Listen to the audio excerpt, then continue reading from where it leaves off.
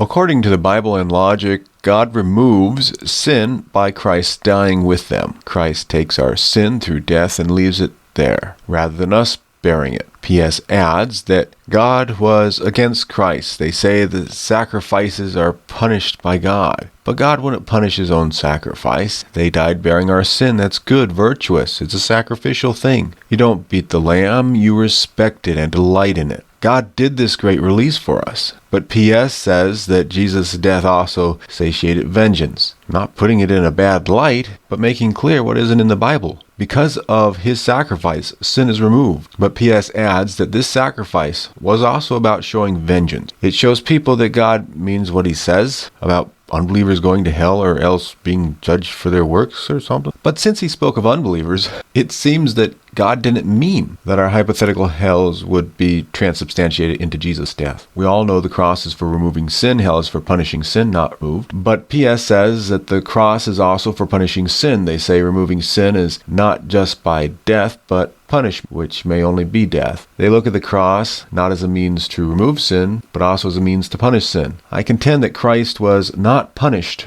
by God for our sins as a P.S. God killed him for a sacrifice, not as to punish him. God would not pretend Christ a sinner. God wouldn't sub for us, but only release us. A pen sub may reason that there might as well be a punishment added since he's dying anyway, but adding to the Bible distracts from the gospel. Furthermore, if P.S. is true, it would be the heart of the gospel, thus replacing the gospel, as if removing contradictions is a lesser priority than expressing a form of hell. Penalty substitution basically says that saints must be punished like unbelievers and that God's justice must be received the same by both unbelievers and believers. The cross punishes for sins and forgiveness comes out of punishment.